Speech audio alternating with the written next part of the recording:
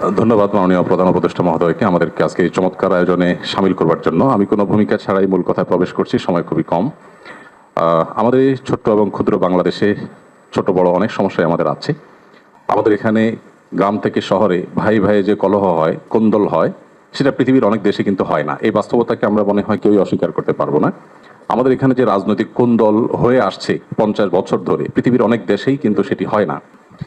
আমাদের অন্য যত কলহ, কোন্দল, অসম্প্রীতি এ জাতীয় যে সকল বিষয় আছে যেগুলোর আমরা সবাই সমাপ্তি কামনা করি, সেগুলোর সাথে যদি আমাদের দেশের ধর্মীয় সম্প্রীতিকে আমি তুলনা করি, আমি এদেশের একজন নাগরিক হিসাবে আমি মনে করি যে আমাদের রাজনৈতিক কলহ, ব্যক্তিগত কলহ, পারিবারিক কলহের তুলনায় আমাদের দেশের ধর্মীয় কলহ উল্লেখ করবার মতো আছে বলে আমার কাছে মনে হয় না। অবশ্য এটি আমার মনে হওয়া না হওয়াতে কিছু আসে যায় না। এটি আমাদের সম্মানিত অন্য ধর্মাবলম্বী যে সমস্ত আমাদের বন্ধুরা আছেন, ভাইরা আছেন, শ্রদ্ধেয় ব্যক্তিবর্গ আছেন, এটি তাদের আমার মনে হয় বলতে হবে। আমি শুধু এটুকু বলবো যে 5ই আগস্ট আমার ফেসবুক পেজে কয়েক মিলিয়ন ফলোয়ার্সকে লক্ষ্য করে আমি একাধিকবার লাইভে এসেছি, যেটা আমার দীর্ঘ 10-12 বছরের সোশ্যাল মিডিয়ার ইতিহাসে কখনো আসেনি। প্রত্যেকটি লাইভে আমি চেষ্টা করেছি এদেশের সর্বশ্রেণীর সাধারণ মুসলমান সহ অন্যান্য ধর্মাবলম্বীদেরকে শান্ত রাখবার আহ্বান করার জন্য। চট্টগ্রামে যখন আইনজীবী আলিফ হত্যাকাণ্ড ঘটলো, সাথে সাথে আমি আমার দায়িত্ব থেকে নিজে এবং অন্যান্য আলেম ওলামাদের সাথে কথা বলেছি। আমি যতটুকু জানি এখানে অনেক সিনিয়র ব্যক্তিবর্গ আছেন, ওলামা ইকরাম আছেন। এদেশে ওলামা ইকরাম সবসময় সম্প্রীতি এবং শান্তি বজায় রাখার জন্য তারা কাজ করে চলেছেন। এবং আমার জানা মতে ওলামা ইকরাম রিনাউন্ড কোনো আলেম কখনো অন্য ধর্মাবলম্বীদের কোনো প্রকার শান্তি বিঘ্ন সৃষ্টি করার মতো কোনো কাজ, কোনো আহ্বান, কোনো উদ্যোগ তারা কখনো নিয়েছেন বলে আমার জানা নেই। পৃথিবীর অনেক দেশে যারা আমাদেরকে সকাল বিকাল নসিহত করেন, আমি তাদের প্রতি শ্রদ্ধা রেখে বলছি, সেখানে যেরকম আমরা দেখি দলে দলে মানুষ গিয়ে বিভিন্ন ধর্মাবলম্বীদের উপাসনালয়ে হামলা করে, আমাদের দেশে বিচ্ছিন্ন ঘটনা ঘটে না আমি তা বলবো না, তবে রিনাউন্ড ওলামা ইকরাম অত্যন্ত দায়িত্বশীল এবং দায়িত্বশীলতার পরিচয় তারা দিয়ে থাকেন। আমার মনে হয় এই জিনিসটা আমাদের অব্যাহত গতিতে এগিয়ে নিয়ে যেতে হবে। আমি আমাদের অন্য ধর্মাবলম্বী যে বন্ধুরা আছেন, ভাইরা আছেন, তাদেরকে বলবো প্রপাগান্ডায় আমরা যেন কোনোভাবে কান না দেই। আপনারা যদি কখনো সমস্যা বোধ করেন, আমি ব্যক্তিগতভাবে বলতে পারি আমার কথা। 5ই আগস্টে একটি হিন্দু পরিবার একজন মেজরের মাধ্যমে আমার সাথে যোগাযোগ করেছিলেন। আমি আমার সাধ্য অনুযায়ী তাদের নিরাপত্তার জন্য আমাদের যে সমস্ত ভাই বন্ধু আছে তাদের দিয়ে খুলনার একটি জায়গায় আমি ব্যবস্থা করেছি। আমার মনে হয় বাংলাদেশের যত বড় মাদ্রাসা আছে এখানে সব নেতৃত্বশীল ওলামা ইকরাম আছেন।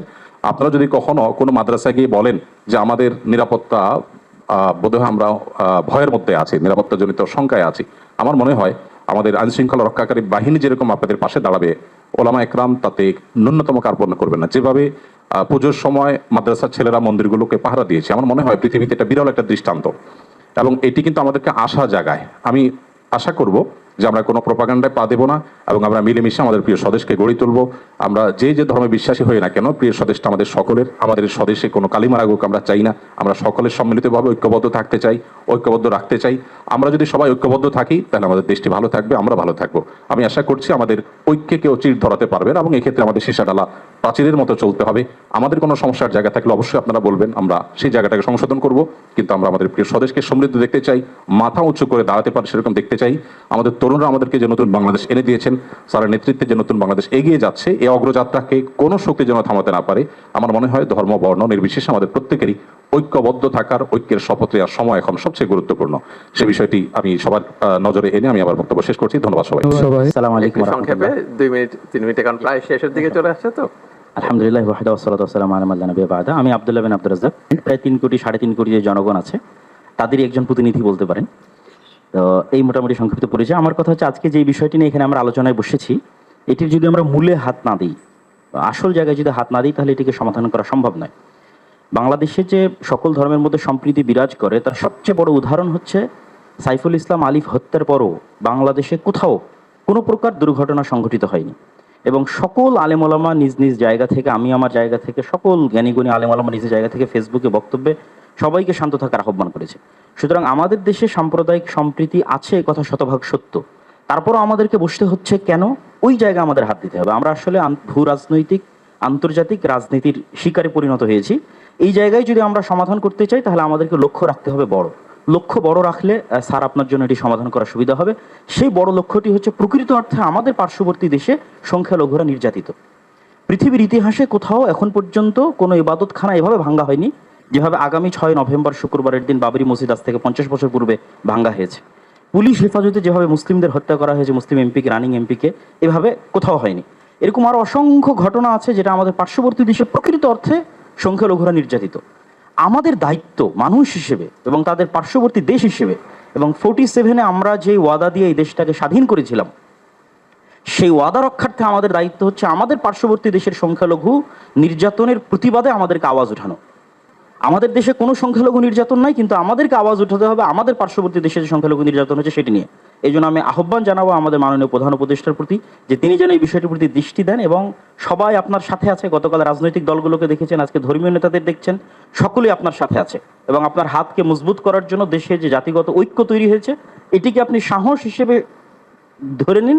ধরে নিয়ে আপনি আমাদের দেশের স্বাধীনতা এবং সার্বভৌমত্ব রক্ষার জন্য আন্তর্জাতিক জগতে ফাইট করেন, এবং আমাদের যে বন্ধু রাষ্ট্রগুলো আছে সার্ককে শক্তিশালী করে, আমাদের বন্ধু রাষ্ট্রকে শক্তিশালী করে, যারা পাল্টা আমাদের উপর মিথ্যা অপবাদ দিয়ে আমাদেরকে ছোট করতে চাচ্ছে, তাদের সামনে আমাদের দেশের এই সাহস এবং সম্প্রীতিকে আপনি তুলে ধরুন। ধন্যবাদ। এতটুকু আমি আপনার কাছে দাবি জানাবো। Thank you. সর্বপ্রথম আল্লাহ রব্বুল আলমিনের শুকর আদায় করছি। আল্লাহ তালা আমাদেরকে এই গুরুত্বপূর্ণ একটা বিষয় নিয়ে ফিকির করতে বসার তৌফিক নসিব করেছেন। এরপর মাননীয় প্রধান উপদেষ্টা সহ বাকি সকলের শুকরিয়া আদায় করছি। আমি সংক্ষেপে যে কথাটা বলতে চাই, আমার নাম আব্দুল মালেক, বাইতুল মোকাররম জাতীয় মসজিদের খতিব এবং দেশের একটি প্রতিষ্ঠান মার্কাজুদ দাওয়া আল ইসলামিয়া ঢাকা, এই প্রতিষ্ঠানের শিক্ষা বিভাগীয় প্রধান। যে কথাটি আমি বলতে চাচ্ছি সেটা হলো, সম্প্রীতি যদি আমরা চাই, আছে আলহামদুলিল্লাহ, এটাকে যদি বাকি রাখতে চাই, তাহলে সম্প্রীতি যারা নষ্ট করে সেই বিষয়ে আমাদেরকে নমনীয়তার সাথে অনমনীয় ব্যবস্থা গ্রহণ করতে হবে। এখন যে সংখ্যালঘুর কথা আমরা বারবার বলছি না, ইসলামের শিক্ষা কি? ইসলাম বলে, আবু বকর রাদিয়াল্লাহু তাআলা আনহু প্রথম খলিফা নবী করিম সাল্লাল্লাহু আলাইহি ওয়াসাল্লাম, উনি বলেছিলেন, তোমাদের মাঝে যে সবচেয়ে বেশি শক্তিশালী সে আমার কাছে দুর্বল যদি সে জালেম হয়, আর যে সবচেয়ে দুর্বল সে আমার কাছে সবচেয়ে বেশি শক্তিশালী যদি সে মজলুম হয়। এটা হলো বিষয়, জালিম এবং মজলুম। মজলুম যেই হোক তার পক্ষে আমাকে থাকতে হবে, আর জালিম সে যত বড় হোক, যত সংখ্যাগরিষ্ঠ যা তার থাকুক, তাকে জুলুম থেকে বিরত রাখা এটা দায়িত্ব। তথ্য সন্ত্রাস, এটাকে যদি নিয়ন্ত্রণ না করা হয় তো আমরা সম্প্রীতি ঠিক রাখবো কীভাবে? সম্প্রীতি আছে, তাও এখানে তথ্য সন্ত্রাস করে পেরেশানি করা হবে।